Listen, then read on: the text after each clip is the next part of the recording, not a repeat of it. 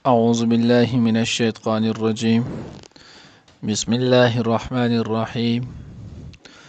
ومن يطع الله والرسول فأولئك مع الذين أنعم الله عليهم من النبيين والصديقين والشهداء والصالحين وحسن أولئك رفيقا. ذلك الفضل من الله وكفى بالله عليما. نننی درس کې به انشاءالله العزیز سورة نساء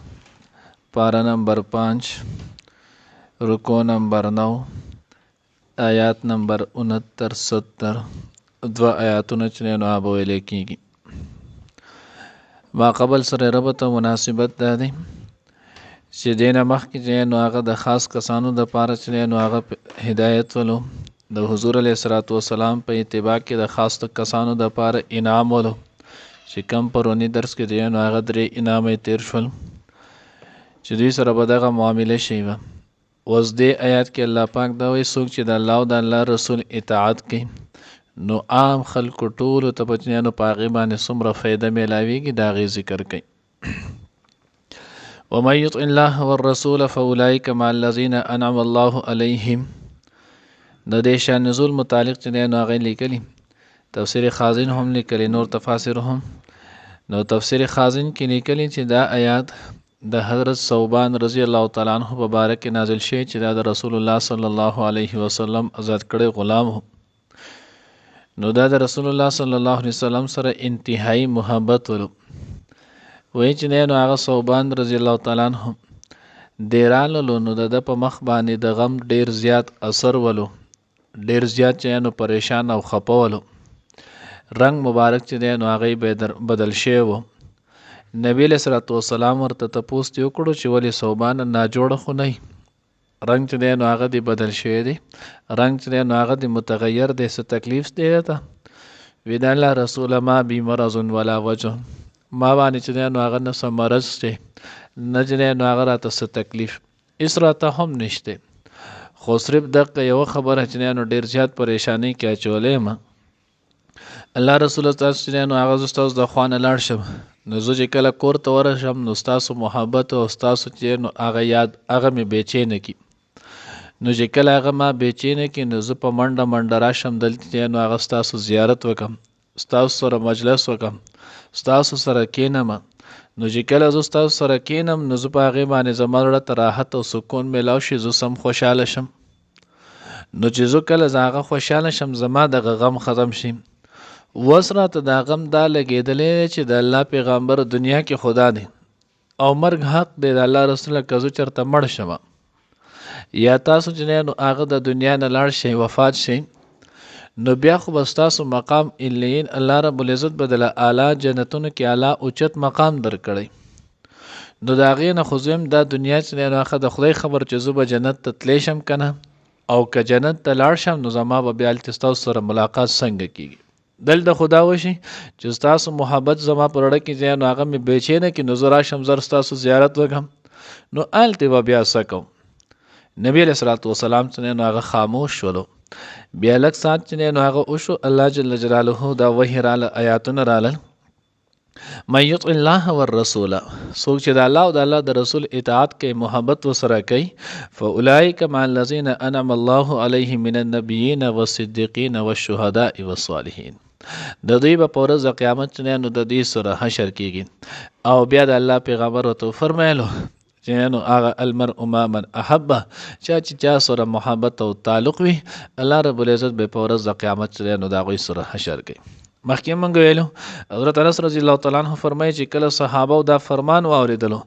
دومره خوشحاله شول چې د ایمان راوړلو نه وروسته ما چېرته د هغوی په بله خبره دومره خوشحاله نه ولیدلي. فتح چې نو هغه په بدر هم شي او نور غزوات هم شي هر څه خو په دې باندې چې کومه خوشحالي د هغوی ته نصیب شوي دوره نه وه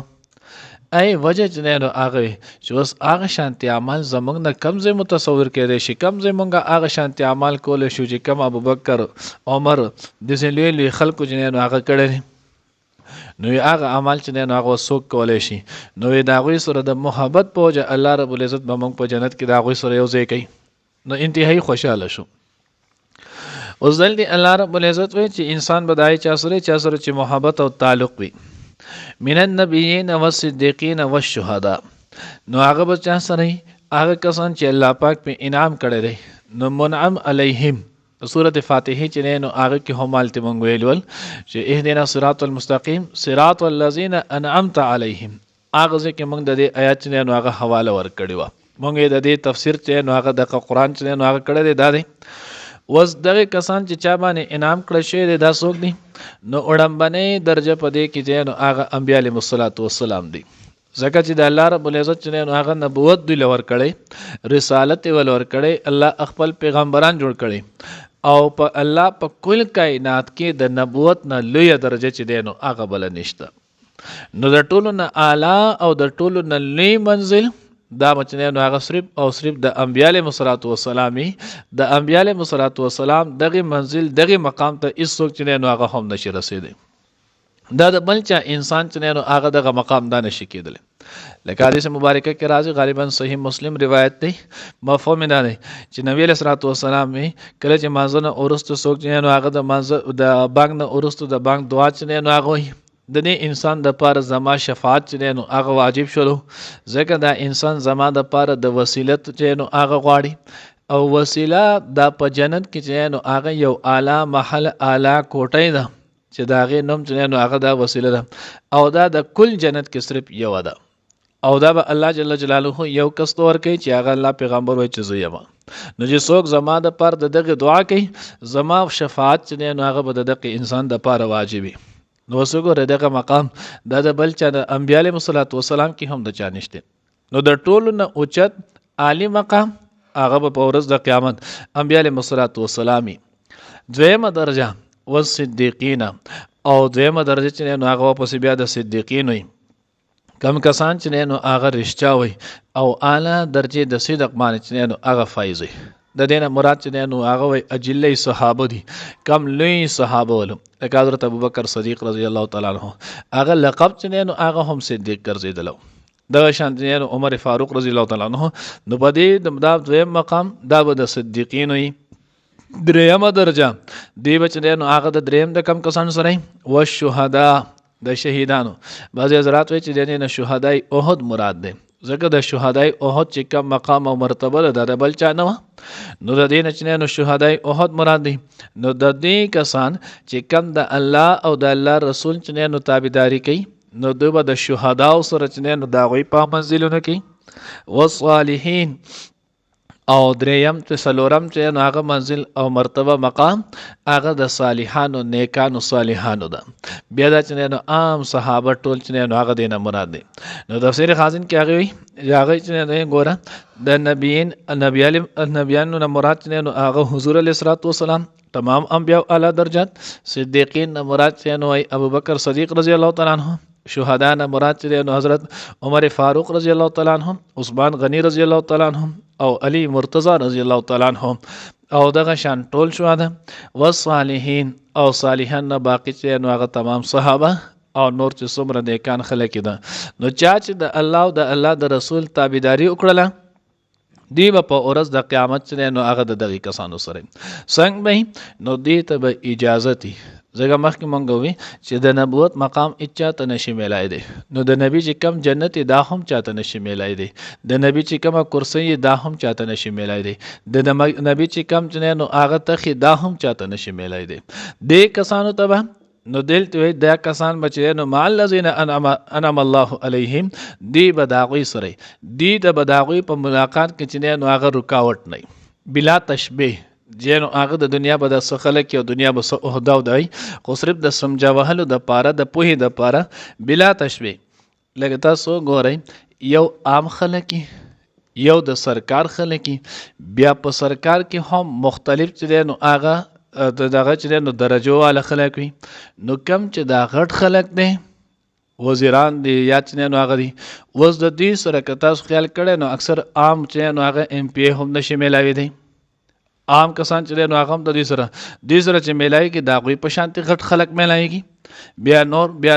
نو دې کې د هر چاته اجازه. بعضې کسان چې دی نو هغه داسې وي چې د هغوی ته د دې ټولو کسانو سره د میلاوېدو چې دی نو هغه اجازت وي. نو کم کسان چې تابعداري وکړي کاملې طریقې سره نو دې ته به د دغې انبیا علیهم الصلاة والسلام صدیقین شهدا او صالحین دې سره چې دوی کله ملاقات کول غواړي دوی ته به اجازت وي، په دوی باندې به پابندي نه. او یو روایت کې دا هم راځي چې انبیا علیهم الصلاة والسلام به هم چې دی نو هغه راځي هغوی به د خپل اعلی مقام نه ښکته راشي، شهدا به د اعلی مقام نه ښکته راشي، صالحین به د اعلی مقام نه ښکته راشي، صدیقین به ښکته راشي. عام بیټک مجلس چې نو هغه به لګي، په هغې کې به یو بل سره ملاقاتونه، یو بل سره زیارتونه، دا چې نو هغه به وشي. انبیا علیهم الصلاة والسلام به خپل مقام ته، صدیقین به خپل ته، شهدا به خپل ته او صالحین به خپل ته ځي. اوس دغه چې نو هغه نعمت په څه به میلایږي؟ نو چا چې د الله او د الله د رسول چې دی تابعداري وکړه، الله چې د کم خبرو حکم کړی هغې په ځای راوړل، کم خبرو نه یې منع کړی د هغې نه ځان وساتو.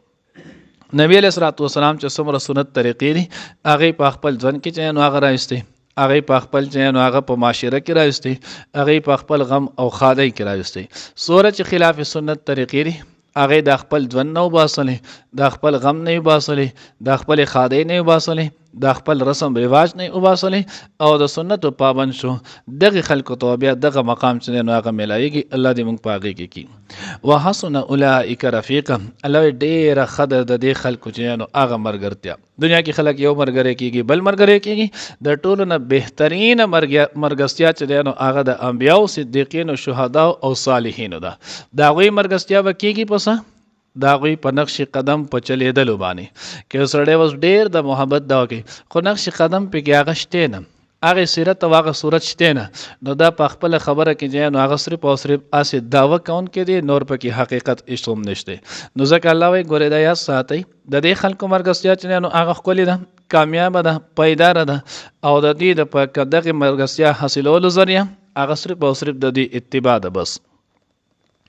ذالک الفضل من الله، الله وایي دا چې نو د الله پاک فضل دی، یعنی د خلکو اتباع د دوی ملګرتیا دا چې نصیب شي دا محض د الله رب العزت چې نو هغه فضل دی. د الله د فضل نه ما سوا چې نو هغه په بل څه نه کېږي. وکفا بالله علیمه، او کافي دی الله پاک چې نو هغه پوهه. الله رب العزت ته چې نو هغه ښه معلومه ده چې څوک د دغې لایق دی او څوک یې لایق نه دی. نو چې څوک یې لایق او طلبي الله رب العزت هغه ته دغه مقام ورکړي، چې څوک یې لایق نه او طلبي نه جو الله پاک د دغې مقام نه چې نو هغه وساتي. الله رب العزت دې موږ ته دغه محبت او دغه عقیدت نصیب کړي. ومن یطع الله، او څوک چې حکم مني د الله والرسول او د رسول، فاولئک نو پس دا کسان مع الذین دای کسانو سره به انعم الله چې انعام کړی دی الله پاک علیهم په هغوی باندې، من النبیین د پیغمبرانو نه، والصدیقین او د صدیقینو نه، والشهداء او د شهیدانو نه، والصالحین او صالحانو نه، وحسن اولئک رفیقا او ډېره ښه ده د دې خلکو ملګرتیا. ذالک الفضل من الله، دا دی فضل د الله. وکفا بالله علیما، او کافی دی الله پاک پوها. ومن یطع الله والرسول، او څوک چې تابعداري وکړي د الله او د رسول، فاولئک نو پس دا کسان مع الذین د آی کسانو سره به انعم الله چې انعام کړی الله پاک علیهم په هغوی باندې، من النبیین د پیغمبرانو نه، والصدیقین او د صدیقانو نه، والشهداء او د شهیدانو نه، والصالحین او د صالحانو نیکوکارو نه، وحسن اولئک رفیقا او ډېره ښه ده د دې خلکو ملګرتیا. ذالک الفضل من الله،